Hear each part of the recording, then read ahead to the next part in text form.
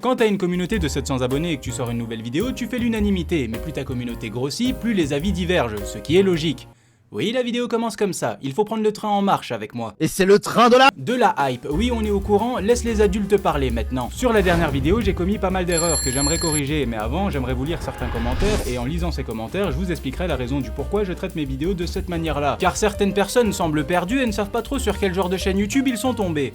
Donc une mise à jour s'impose. Pas mal de gens voient mes vidéos comme du harcèlement, lynchage public ou de la moquerie bête et méchante. Alors oui, on peut le voir comme ça car on rigole au détriment des autres créateurs de contenu, on rigole de leurs actes, de leurs propos, de leurs agissements et autres stupidités. Mais j'ai envie de vous dire, est-ce qu'ils le cherchent pas un peu? Est-ce que c'est pas le but recherché? Aujourd'hui on sait très bien comment les réseaux sociaux fonctionnent. On cherche le buzz ou le bad buzz par tous les moyens. Un mec qui enfonce des objets dans le fion de sa meuf, un autre qui embrasse sa copine à répétition alors qu'il a une communauté de gosses, un mec qui fait croire qu'il meurt pour vendre un album, une qui s'invente une maladie pour réclamer des dons, et tout ce bordel génère moult réactions, colère, indignation, incompréhension, moquerie, troll, harcèlement, ce qui est logique, car acte et conséquence. Si je sors dans la rue et que j'insulte le premier venu de FDP et que suite à ça je me mange une claque,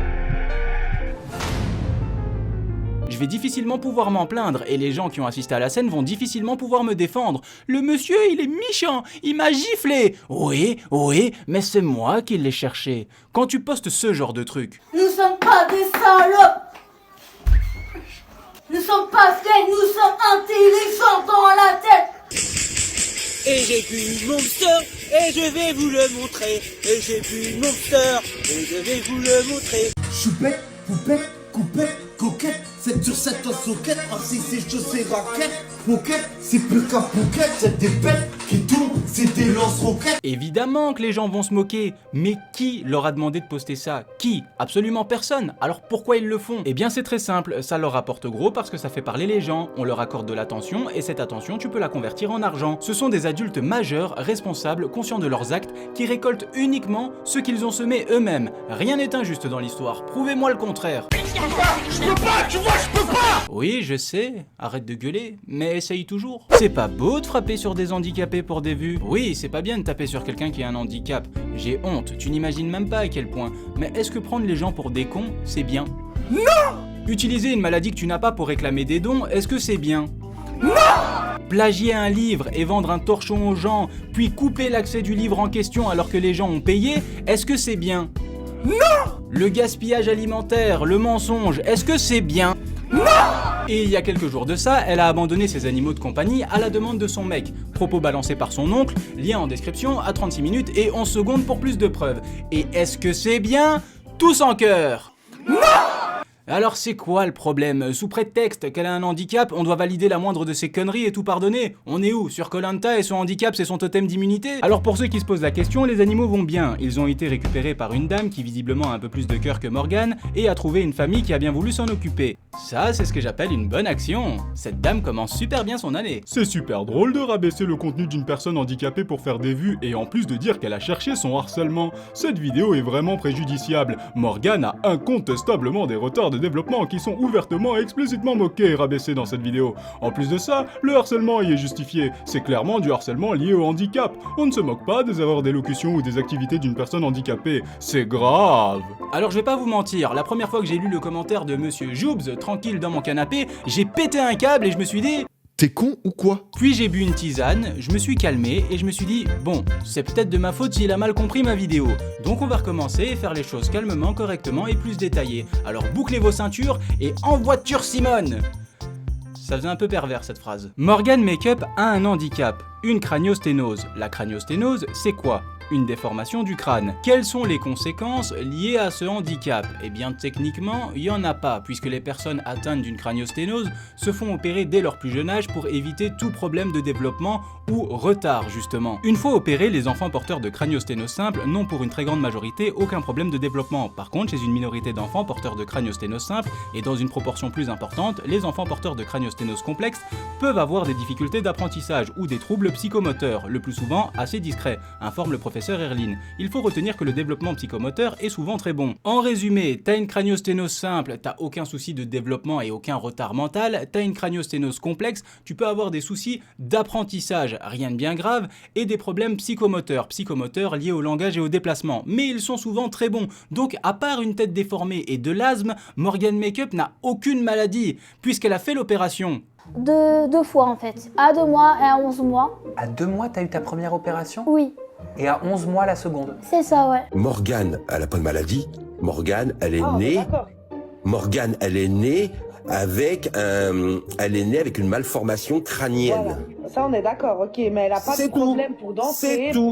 C'est tout. Mais alors, pourquoi Monsieur Joobs pense que Morgane a incontestablement des retards de développement? Eh bien parce que Morgane parle comme une Golemon, nous faisant croire justement qu'elle est limitée. Comme si j'avais ça à foutre. Déplacer à la banque vu que mon état santé. Hein? Ça te plaise pas, quoi? Hasta la wigo. Hasta la walla wigo à toi aussi, mais si tu prends en compte tous les passages qu'elle a fait chez Samzira, tu te rends vite compte que sa façon de parler, ce n'est pas un souci mental, elle n'est pas limitée. C'est juste du foutage de gueule. Première interview, elle dit qu'à cause de sa craniosténose, elle a un retard. Est-ce que ça crée un handicap? Est-ce que ça crée un retard? Est-ce que ça joue sur le psychisme, sur le mental? Ça se joue surtout en psychique, mental, le retard d'apprentissage. 20 minutes plus tard, dans la même interview, elle dit que la voix qu'elle prend est faite pour attendrir les gens, parce qu'elle sait comment ça fonctionne. Et tu joues aussi de ta voix parfois? Oui, j'adore ça. Un petit peu, parce que tu aurais dit « Je fais la voix de bébé parce que ça attendrit les gens, je sais comment ça marche. Oui. » Et cette phrase, tu l'as prononcée ou pas? Oui. Elle est de toi, cette phrase? Oui. Ok. Et bah aujourd'hui, les gens sur les réseaux te l'ont renvoyé en pleine tête comme un boomerang. Oui. Hein? Ils te la reprochent, cette phrase. Oui, oui. Toujours dans la même interview concernant sa voix, elle explique qu'elle a fait du théâtre et que c'est de la comédie, chose qui reviendra énormément dans ses différentes interviews. Oui, mais en fait, j'aime bien tout ce qui est humoriste parce que j'ai déjà fait du théâtre pour l'humoriste en fait. Mais tu le sais que ta voix, la voix de petite fille que tu peux prendre, elle peut attendrir? Oui. T'en as conscience? Oui, j'en ai conscience. Est-ce que t'en joues parfois? Non. Vous nous prenez vraiment pour des cons? Est-ce que tu fais exprès de prendre cette voix de bébé pour attendrir le public?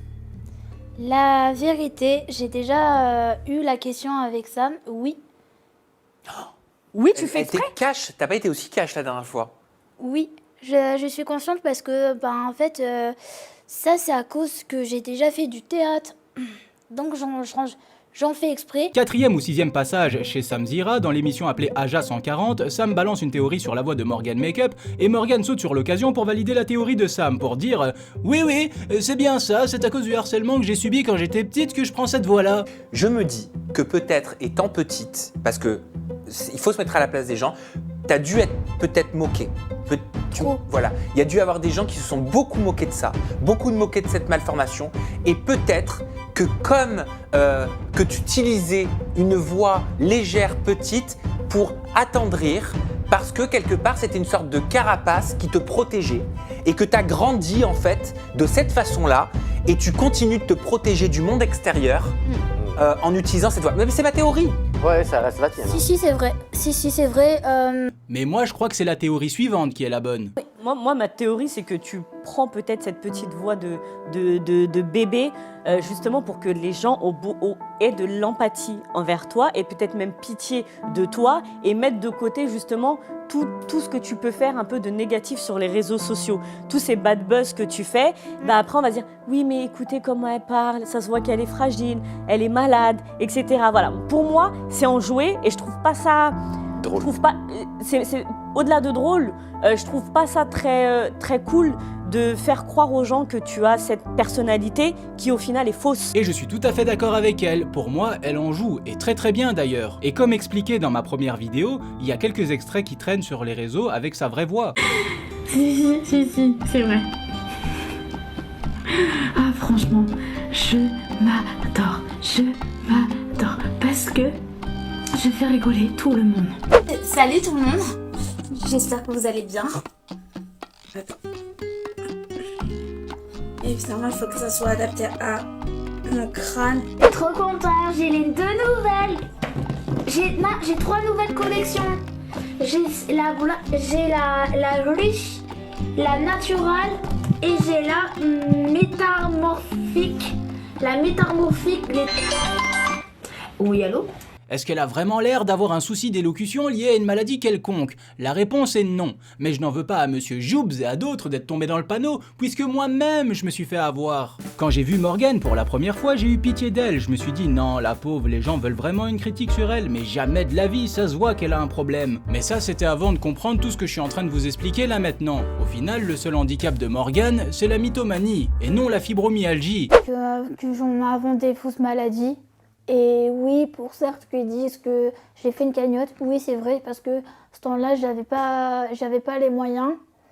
J'étais reconnue la fibromyalgie et en fait je suis touchée la colonne vertébrale de en haut jusqu'en bas. Alors moi j'ai compris qu'elle a sucé sa colonne vertébrale, mais je pense pas que ce soit ça, donc je pense qu'elle a dit qu'elle avait un souci avec sa colonne vertébrale, dû à sa fibromyalgie, ce qui explique pourquoi elle a ouvert une cagnotte Litchi, pour qu'on l'aide à financer son fauteuil roulant. Bon, généralement, les personnes qui ont un problème avec leur colonne vertébrale, ils évitent de faire ça.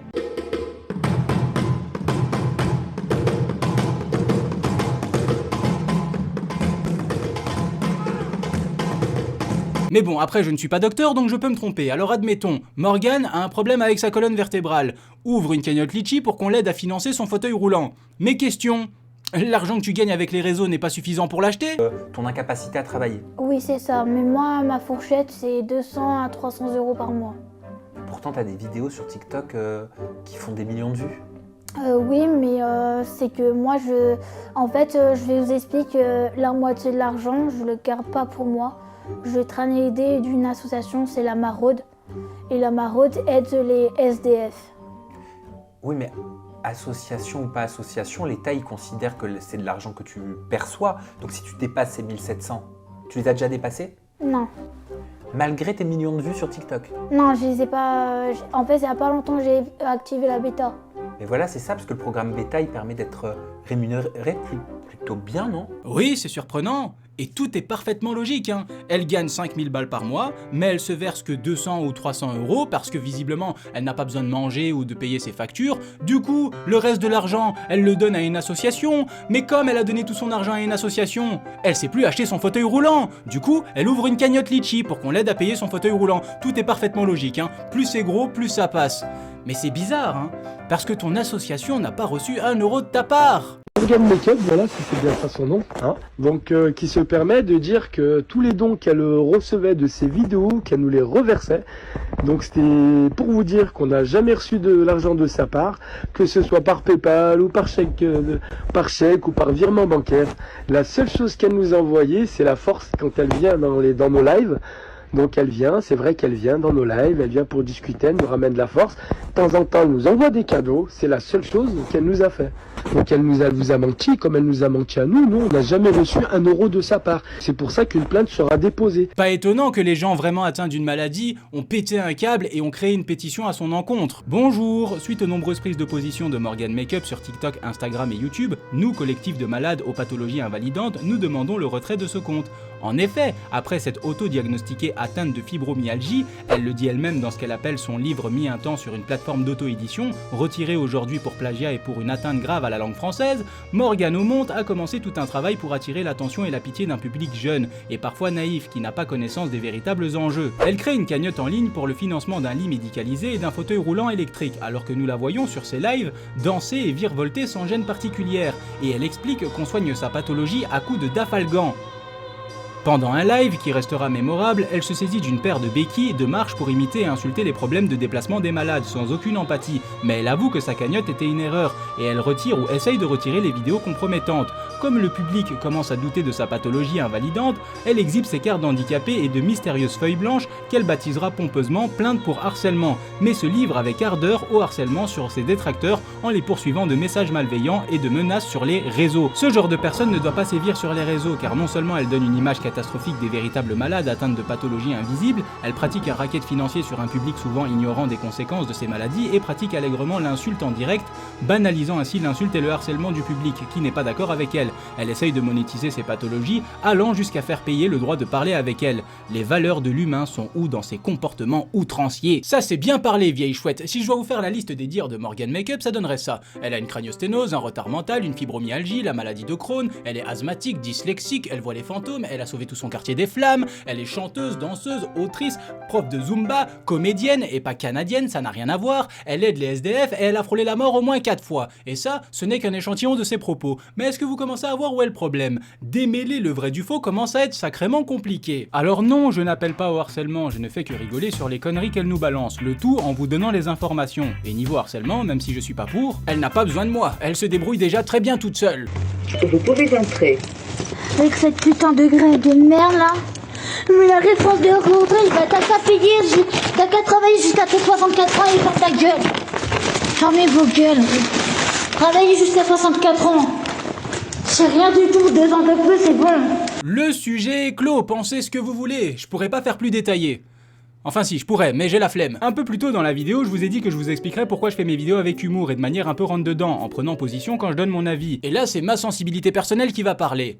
Oui, je suis un être sensible qui a un cœur.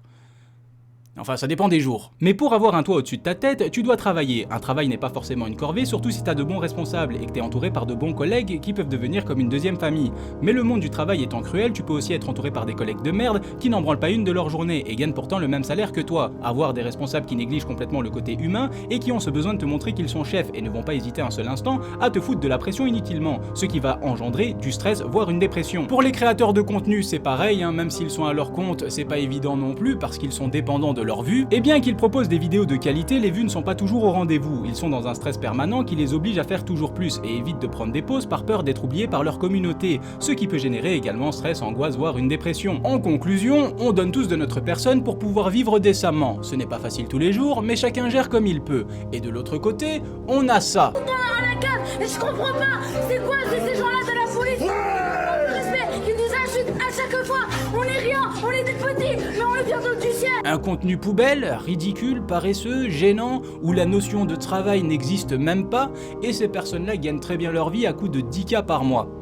Je trouve que c'est triste pour toutes les personnes qui galèrent avec leurs finances. Mais même si je vois ça comme une forme d'injustice, la seule chose que je peux dire c'est bien joué. Ils ont trouvé un cheat code et ils l'exploitent. Ils ont trouvé le moyen de rien branler de leur vie et de se mettre bien. Si ça s'arrêtait qu'à ça, j'aurais rien à redire. Le problème c'est qu'ils ne sont jamais satisfaits, peu importe l'argent qui rentre, ils en veulent toujours plus. Et pour avoir ce plus, ils n'hésitent pas à prendre les gens pour des cons, à mentir, à voler et autres dérives. Et là ça me pose un souci. Parce que non seulement t'arrives à te mettre bien en faisant de la merde, uniquement grâce à ta communauté parce que concrètement t'as rien à proposer aux gens, et leur manière de remercier leur communauté, c'est de leur cracher à la tronche. Cet irrespect envers les gens et ce manque de reconnaissance me file vraiment la gerbe. Et souvent je reçois des commentaires du type « Tu peux bien dire ce que tu veux, tu participes à leurs conneries puisque tu les mets en avant, t'es qu'un débile qui critique d'autres débiles, tu vaux pas mieux qu'eux, la meilleure chose à faire c'est de les ignorer pour qu'ils perdent en visibilité, blablabla. » Alors sur le papier, ils ont pas tort, mais quand tu balances ce genre d'argument, va au bout de ton raisonnement pour voir s'il tient la route. D'après eux, si j'arrête de parler de tous ces contenus poubelles, ils vont perdre en visibilité. Ouais, c'est vrai? Non. Pour perdre en visibilité, il faut que Internet tout entier arrête de leur accorder de l'attention. Probabilité pour que Internet tout entier arrête de leur accorder de l'attention ?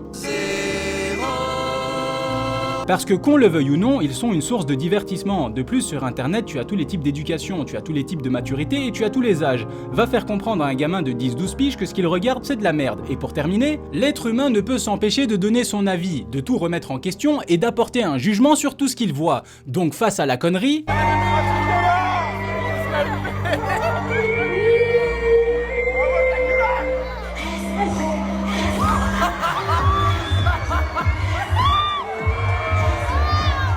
on réagit d'une manière ou d'une autre. Donc pour que ton argument fonctionne, il faudrait que tu arrives à changer la nature humaine. Et à moins que tu t'appelles Dieu, bonne chance. Autre sujet qu'on m'a déjà reproché, et plus d'une fois d'ailleurs, c'est le fait de pas avoir un avis neutre et de faire des critiques rentre-dedans. En gros, le message passerait mieux si j'étais un peu plus bienveillant entre guillemets. Alors je suis d'accord avec vous. C'est sûr que si tu veux faire passer un message, c'est pas en faisant une critique rentre dedans que le message va mieux passer. Mais il y a un peu plus de 2 ans maintenant, avant de me lancer dans la critique, je me suis fait cette réflexion. Que tu proposes une critique bienveillante, une critique avec les meilleurs arguments du monde ou une critique rentre dedans, dans tous les cas ça sert à rien. Parce que pour réussir à changer la mentalité d'une personne, il faut déjà que la personne ait envie de changer à la base. Et pourquoi elles auraient envie de changer? Puisqu'elles sont face à 2 options. Option numéro 1, travailler dur sur son contenu avec le risque que ça ne fonctionne pas. Option numéro 2, continuer à faire de la merde et amasser full fric. Moi je pense que la question elle est vite répondue. Oui, exactement. Alors si je considère que la critique ne sert à rien, enfin, à part faire de la prévention et mettre en garde les gens contre certains contenus douteux, mais on va dire que si je considère que ça sert à rien, quel genre de pensée a bien pu traverser ma cabeza pour que je me mette à faire de la critique? Ah oui, cabeza c'est de l'espagnol, ça veut dire tête. Cabeza!